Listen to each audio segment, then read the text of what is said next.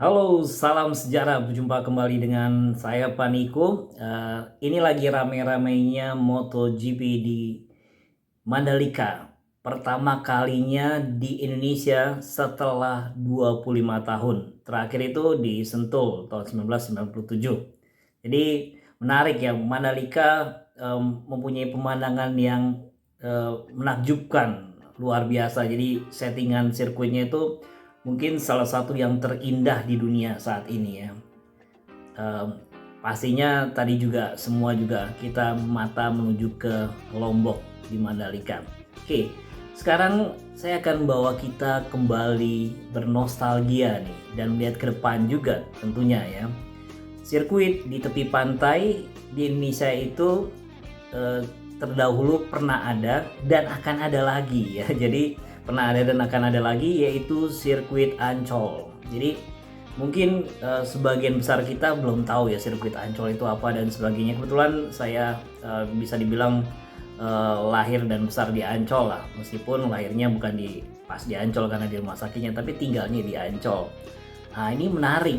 Sirkuit Ancol itu adalah kawah candra di muka bagi para pembalap-pembalap nasional waktu itu.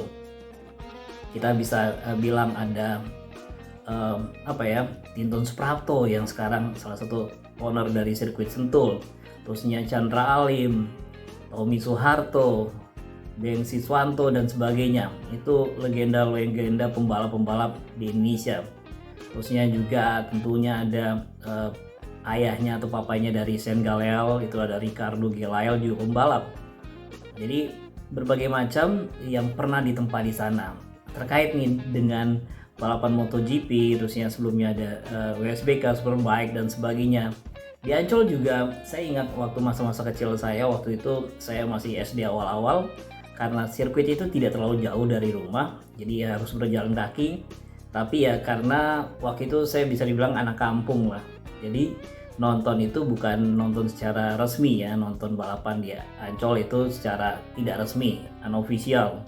Jadi bahkan waktu itu kita sebagai anak-anak SD yang masih kinyus-kinyus lah, itu saya ingat banget kita harus menyeberangi satu kanal atau kali ya.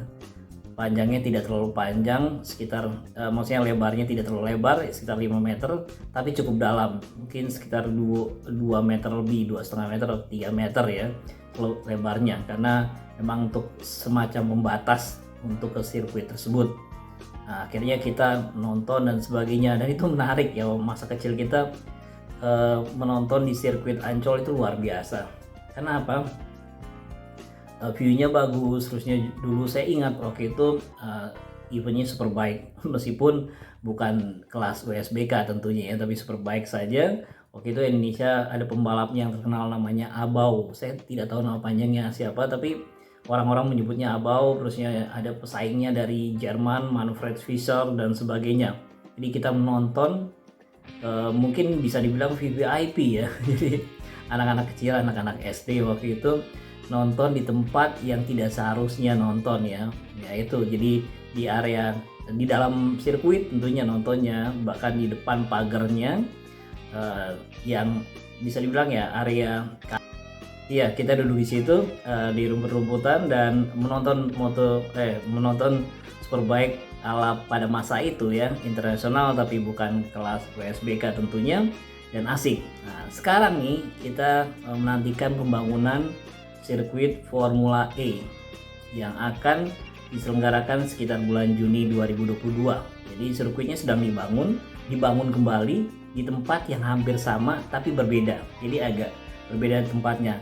Bahkan kalau kita lihat tuh itu ada nanti urutannya, ada stadion JIS, terusnya juga ada ke sebelah mendekati pantainya ya ada sirkuit Ancol, sirkuit Formula E nantinya, terusnya juga ada pantai. Jadi memang tempatnya indah di belahan utara Jakarta. Jadi tentunya kita nantikan nih bisa dibilang rebirth of Ancol Circuit. Jadi kelahiran kembali dari betul-betul lahir kembali ya, karena pernah betul-betul tidak ada. Jadi sirkuitnya itu hilang, berganti, waktu itu dibangun sirkuit Sentul yang baru yang megah pada masanya, sehingga bisa ada WSBK di sana, bisa ada ada MotoGP di sana, ada Valentino Rossi di sana, terusnya juga ada Formula Asia seingat saya waktu itu di Sentul dan sebagainya. Terusnya sekarang kita menantikan di Ancol ada Formula E di tahun ini juga. Jadi ini beruntun nih di Indonesia. Kita menjadi tuan rumah WSBK 2021 di bulan November, semacam pembukaan lah, perkenalan untuk sirkuit Mandalika, Pertamina Mandalika itu yang indah sekali. Terusnya saat ini sedang berlangsung adalah MotoGP, di mana sayang sekali Valentino Rossi sudah tidak bisa bergabung lagi, tidak bertarung lagi di MotoGP meskipun dia punya tim. Jadi sangat mendebarkan. Kita tunggu dan saksikan tentunya. Semoga ajang MotoGP ini lancar dan suatu saat saya akan nonton langsung juga MotoGP di Mandalika, karena itu akan rutin ya setiap tahun sampai sekian tahun ke depan. Terusnya juga kita tentu menantikan sirkuit Ancol untuk Formula E bisa jadi tepat waktu dan layak dan bisa mempertandingkan pertandingan internasional Formula E. Sejarah panjang tercipta, sejarah berulang, tapi tentu saja tidak pernah persis sama. Salam sejarah.